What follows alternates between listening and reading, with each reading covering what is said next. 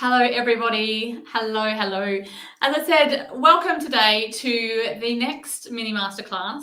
This whole month of November, we have been meeting the Sacred Money Archetypes, and we are coming close to the end of November. We're getting close to have met all of our Sacred Money Archetypes. In fact, we only have 2 left. So today we're meeting one, and then next Thursday we are meeting our very last Sacred Money Archetype.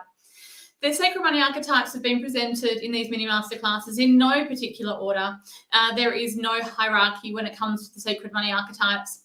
But what there is, though, is the one that is in your life, the one that is supporting you the greatest. And you were able to discover that by taking our free quiz. The link is in the comments. It is also just showing on your screen now as well. So if you don't know who your top Sacred Money Archetype is, I really do suggest you go follow that link. As I said, it's in the comments, or you can just follow that. It's on your screen at the moment, and discover who your top Sacred Money Archetype is. But today we are going to continue the journey. Today we are going to meet, as I said, our second last Sacred Money Archetype. If you have missed the Sacred Money Archetype mini class about your top Sacred Money Archetype, you can catch them all on our YouTube channel at Laura Alchemist, and they are also on our Facebook page as well.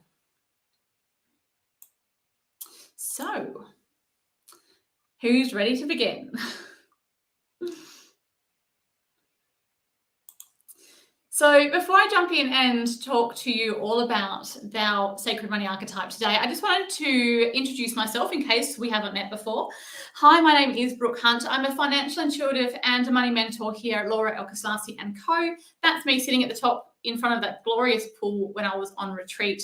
And the other woman there is the amazing Laura Alchemist herself. Laura and I really we're here to change the field of money mentoring. We understand and we know that there has been missing pieces of money mentoring for quite a while now.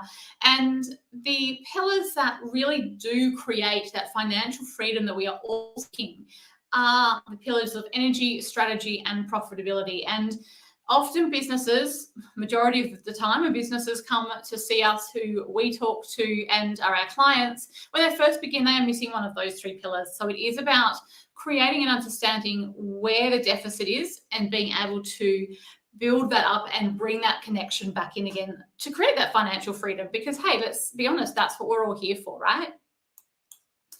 So where do the Sacred Money Archetypes fit in? Well, they absolutely fit in under that umbrella of energy, which I'm sure you would assume that they would do.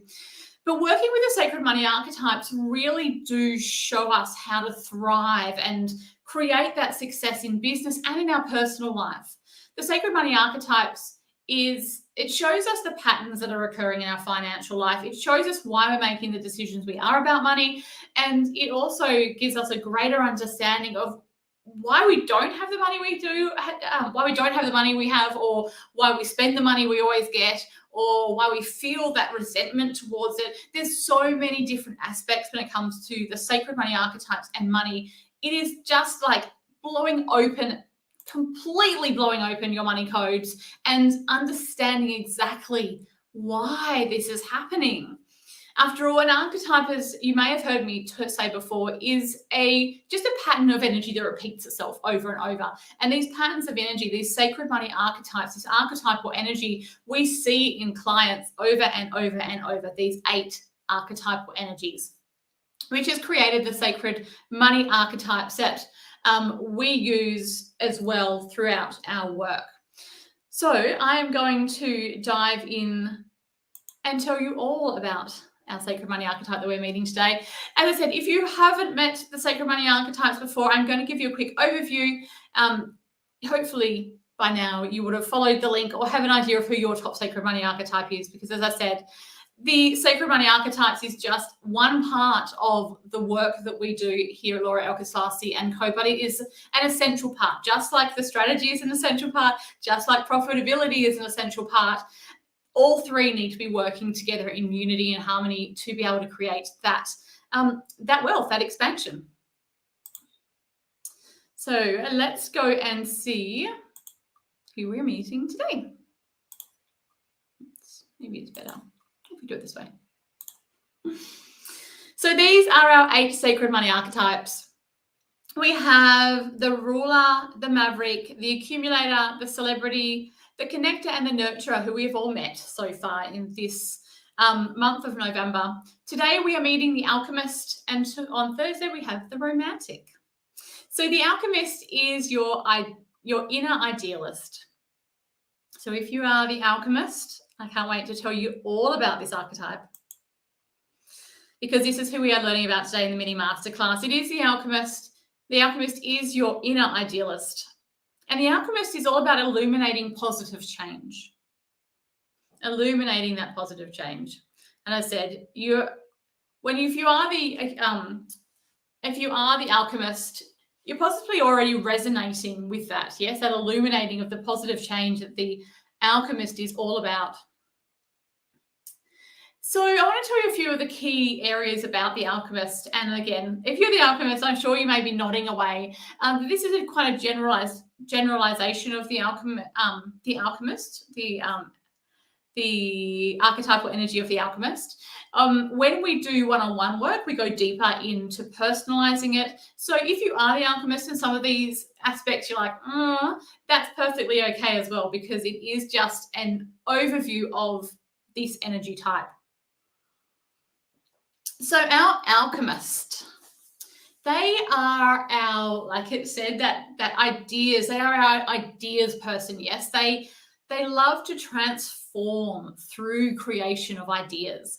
And these ideas can transform people's worlds, transform people's lives. And that's what the alchemist truly desires to do, to be that transformation, to be that one that brings that change, to make the world a better place.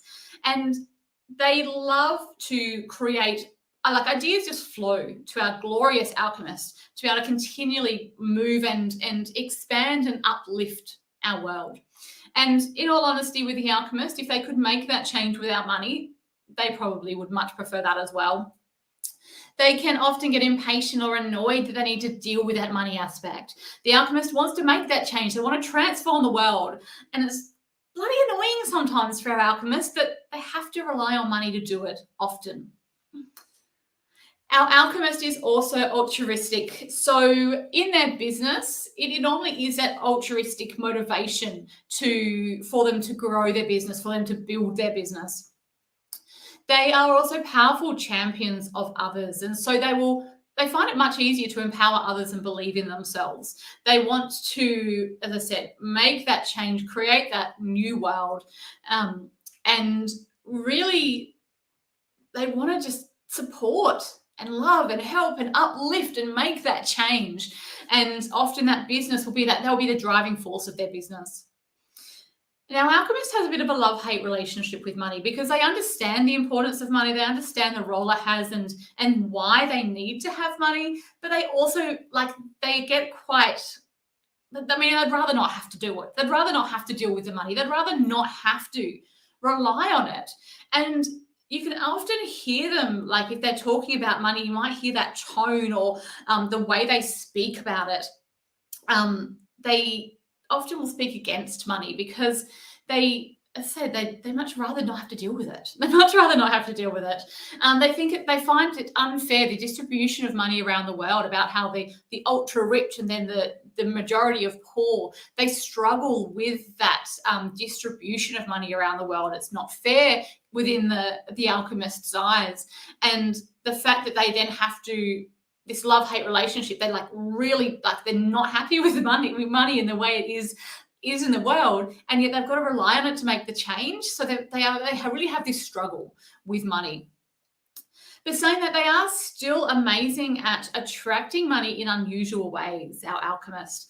They, as I said, they have the ideas, they want to make that change. And often because that change is that driving force, they can create money and attract money in the most unusual ways. However, for the alchemist, it doesn't often, it never seems enough money for our alchemists, because they want to be able to make more change. They want to be able to support causes. They want to be able to use that money for good and create that difference and change what is important to them. And often the money that they have is just not enough to be able to support all of those causes. So they struggle a little bit with that, our alchemist. So let's have a look at the sacred strengths of our alchemist. As we spoke about before, they are they're idealistic, they're transformational, and they're daring. They are the three sacred strengths of our alchemist. And the alchemist has amazing gifts that go hand in hand with these strengths. And so one of the gifts to the alchemist is their creation of ideas, as we've spoken about already. They are a visionary. They're always seeking to make a difference in the world, make the world a different place. They are often driven by the ideas and the change and that motivator be able to create that difference. And that is where the transformational strength of the alchemist comes in, because they are driven by that change. They want to make that they want to transform it. So if you see the alchemist sees like corruption or misrepresentation or deceit or something that's going against their moral compass, they will often not just sit by and watch. They will call it out. They will stand up for that transformation, and they will say, it's not good enough. What can we do to make it better? And then on the flip side of that as well, when the alchemist sees those who are making that transformation in the world, making that change, who are making a difference in the world, they are an absolute champion of others. They have this gift just to champion those along and to support them to create their vision as well, others' visions as well. Excuse me. And our alchemist is always also daring. That is one of the last sacred strength of our alchemist. But they have the gift of seeing possibilities everywhere. Yeah, so they dare to make that change. They dare to bring that into reality. There are many of the other archetypal energy types, the sacred money archetypes, who will see change, these possible, but they just are not daring enough. They just don't have enough gumption or that self-esteem or self-worth just to step forward and take that steps to bring it into reality. The alchemists are ready to dare. They're ready to push the boundaries. They will not be hidden away in the shadows. They are ready to stand up for what they believe in, and it is such a strength of our alchemist.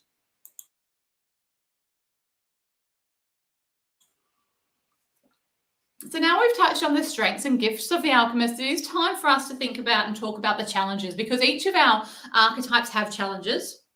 And that's okay. Everyone has challenges, as well as our archetypal energy types. They also have challenges. And again, for the alchemist, when you hear me talk about their challenges, I'm sure you're going to be nodding along and having lots of aha moments when you understand about it. Because our alchemist has with that love-hate relationship the alchemist has with money, they often have a challenge about feeling judgmental about others and money as well. So they have that judgment of, as we talked about before, the ultra rich and the majority of poor. They can judge others for how they spend their money, for the amount of money that they have. If they see people with a lot of money and not supporting causes or trying to make that difference, or just spending it on themselves, even they can feel a little bit of unease and judgment in others about money, as well as feeling judgmental on their own self as well when they have money at their expense to expend and to spend. So that is a challenge of our alchemist, is to just to start with be aware of the judgment that comes in when they are thinking about money, talking about money, witnessing themselves and others with money. And just that awareness is a huge factor in changing that challenge around, because then they can start to, stop, think, act, bring that awareness in. Excuse me. Because also our alchemist has that relationship with money, they can often find themselves having to or needing to rely on others for financial support. So they want to spend their money on causes. They want to make that change. They also, though, are not entirely wanting to gather the money themselves to be able to make that change, because they have that really love-hate, push-pull relationship with money. And so often they may find themselves needing to rely on others for that financial support. The other challenge for our alchemist is often, as we've talked about, they have those ideas. They are here to make that change. So So excuse me 1 second. Just need to clear my throat. So yeah, we're saying that the Alchemist, they because they want to make that change, but they don't want to create the money because they've got that love-hate relationship with money, they can often have all these ideas to make change, all these ideas which will make change and also create a business for them and to bring in money for them. And yet they rebel against it. They don't want to create money. They don't want to create money goals. They don't want to create money habits.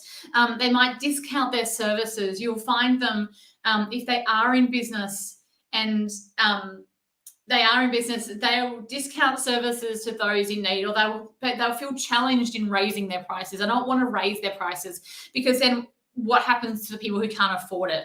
They are always in that consideration, but it means, yes, the challenge is they discount their prices, or they're like, no, I'm not making the money goal. Like they're fully against it. They fully rebel against any of those money habits, creating those good money habits and good money lessons that they need to learn, they rebel against, which then often brings them back into that top challenge of needing to rely then on others for financial support.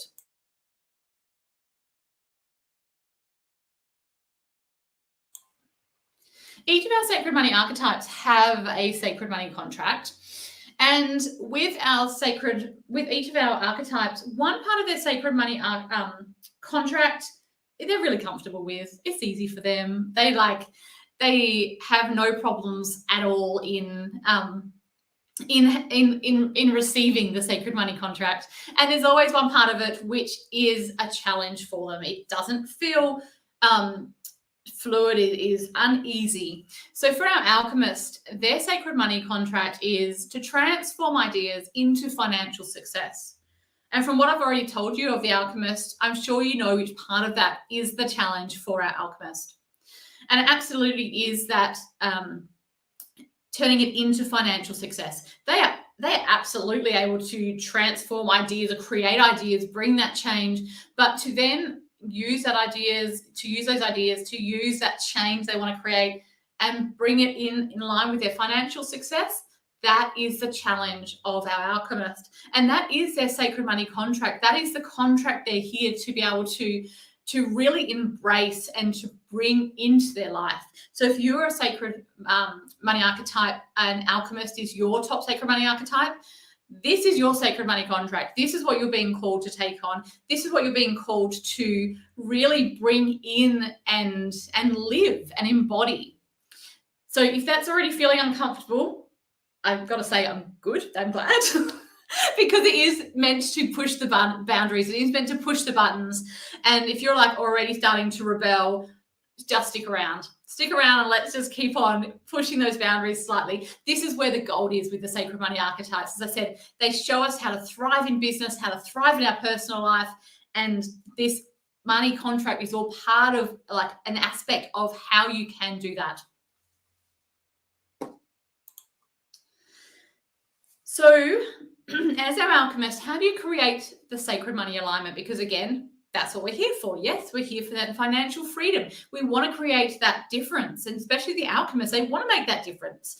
And the Alchemist, it's just understanding and learning as well that the more money they have, the more change they can create. And it is getting on board with that with our Alchemist. So to be able to move and create sacred money alignment, each of our archetypes have 3 questions to be able to push the boundaries and to allow them to create that alignment with money. So for our Alchemist, I'm just going to read through these, but I do really recommend if you're watching this live to come back to the recording, or again, if you are watching the recording, hit pause and give yourself ample time to sit with these questions and journal, or even speak. If you have a voice recorder on your phone, you may prefer to speak out. And just really allow them these answers to drop in to create that alignment for you. So the first question for our Alchemist is, what negative belief about money are you willing to release in order to make a positive impact in the world? So as I said, it's not comfortable. As an Alchemist, it's not comfortable, but this is what is going to bring that alignment in with your wealth creation, with your wealth expansion. Because we all have negative beliefs around money, And each of the Sacred Money Archetypes highlights those beliefs, those negative beliefs, so we're able to clear them and create new stories, new reality for ourselves. So as the Alchemist, what negative belief about money are you willing to release in order to make a positive impact in the world? Because, hey, that's what you're all about, making that positive impact in the world. The next question for you to consider is, if money was sacred to you, how would you treat and value it? As the Alchemist, that love-hate relationship is there, right? So it is really seeing money. Can you see money? This is the question. Can you see money as sacred? Can you see money as that sacred piece of the world, that sacred part of energy even? Can you see it as a sacred part of your life and that is able to create such goodness, such change, such love and expansion? Like, money is capable of that. So if money was sacred to you, how would you treat and value it? And it may help for you to understand and really, again, take on board that money is not the one that does the evil in the world. It is the people, how they treat money, how they use money, which is, again, they're based on their own negative beliefs and fears. Money is not the culprit of creating the divide there is in the world. So let's start to see it as sacred, our alchemists. Let's start to see it as that sacred part of us. And how would you treat it? How would you value it? What else is sacred to you? How do you treat that? How do you value it? The last question for our alchemists to consider to create that sacred money alignment is, what is the most exciting thing about money? Like, why do you love money? The alchemists are going, now, I don't love money. Do you not know I have that love-hate relationship? But what is the most exciting thing about money? Allow yourself to really drop in and see, feel, think, know, what do I find exciting about money? So all of these questions, obviously we're going into it very lightly at the moment, but I want you to dive deeper into it. I invite you to dive deeper into really see and see what comes out of these questions. Our Sacred Money Archetypes all have an empowering money mindset as well. And again, this is going to stretch you. The Alchemist, this is going to stretch you into your new truth. And that's what this empowering money mindset is about. This is your new empowering money mindset to take with you as we round up today's mini masterclass. And that is, the more I do well in the world, the more I can help others do good. Yes, the more I do well in the world, the more I can help others do good. And that is bringing that finances in there as well, yes. So the more I do well in the world, the more I create wealth in the world, the more I can help others do good. So just bring that in. Allow yourself to really sit with that and call on this empowering money mindset whenever you are having, a little bit of the wobbles or the feeling uncomfortable about money and about the work and the change that you want to make and money's role in doing that. Remember your empowering money mindset. The more I do well in the world, the more I can help others do good. So where to next? Well, as I said, we are nearing the very end of our journey of meeting the 8 Sacred Money Archetypes. Our Alchemist was the seventh archetype we have met during this month. So we just have the Romantic left, who we will be meeting in a couple of days' time. I would love for you to join me to meet the Romantic. It will be, again, a Facebook Live event is there, and it will also be on our YouTube channel live too.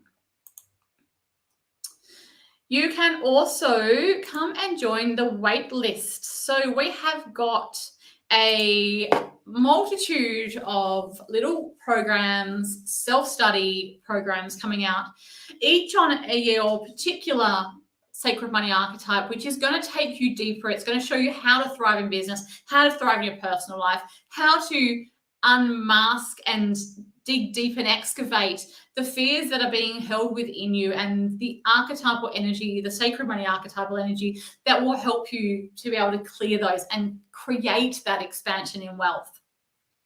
You can jump on our wait list by following that link that is on the screen now. It's also in the comment section too. You can jump on that. That would be wonderful. We will let you be the first to know about that. And if you are ready, if you just know something inside you is calling you, you're like, I got to know more. I need to know why this is happening, what is occurring in my life. I need to understand my sacred money archetypes at a greater level. I invite you to come and jump into a 3-month personal deep dive with me. This is one-on-one work. This is you, me, 3 months, the sacred money archetypes. And it's not just the top money archetype that we look at. We have a look at the whole range of your sacred money archetypes, particularly your top 3 and your bottom one. They all hold such incredible gifts and value for you to understand what is happening in your financial life. So in this 3-month program, that's what we do. We have a look at all of them. And it is like uncracking the code, like understanding money, getting to really just dive in and everything starts to make sense. The amount of people who have done this and gone through these programs, who have understood and learned about their sacred money archetypes, the comments I get are like, are you talking about me when I talk about the sacred money archetypes? Have you been watching me? How do you know that? Like, that is so me. That's exactly what I do. That's exactly how I feel. And it's no coincidence. Yes, it's the sacred money archetypes that are there in your life, that are there supporting you. And it's understanding, knowing the gifts, but also understanding the challenges that they have. And once you understand their challenges, they themselves can be moved and turned into gifts as well. We excavate those money fears, we excavate those money blocks, those income ceilings you've placed upon yourself, and we shift and move them. So if you're called to, come and join me in that 3-month program. The link for that is also in the comments, or you can also check it out on our website, lauraelkastasi.com. So that brings us to the end of our mini masterclass about the Alchemist. If you have any questions, please let me know. Drop them in the comments. I will come back and answer them. Each of our archetypes have been leaving us with a word at the end of these mini masterclasses, and I'm sure the Alchemist is just the same, wanting to do the same with us. I was going to say I'm going to tune in and see the word that the Alchemist wants to leave us, but it's already here. It's already dropped in, and it has been with me for most of the morning. That word is magic. Absolutely magic. And the Alchemist is showing me that word magic with sparkles all around it, like it is just this glorious magic. And the magic the Alchemist wants you to know, like to expand on that word magic, it is, the Alchemist is like saying the true magic, the real magic occurs when you have the wealth to make the change you desire. Really allow yourself to see and witness and create the magic. You know what you want to create. You have the ideas. You have all the possibilities in front of you. You see what's available to you. Just allow money to go hand in hand with that and create that magic. That is like the missing piece of the puzzle. Wealth is there to support the magic you're here to make in the world. And it doesn't have to be icky. It doesn't have to be, ugh. It can be done in such a sacred, connected way. And remind yourself of that magic. Like I'm saying, remember magic, remember magic, remember magic. Every time you want to make that change, every time you want to, support those causes that are important to you, remember magic and the element of wealth, how that fits into creating the magic that you so desire. So thank you everyone for hanging out with me in this mini masterclass about the Alchemist. As I said, we have one last mini masterclass to share with you, which will be happening in 2 days' time with the Romantic. Until then, have a beautiful time and keep creating that wealth. See you soon.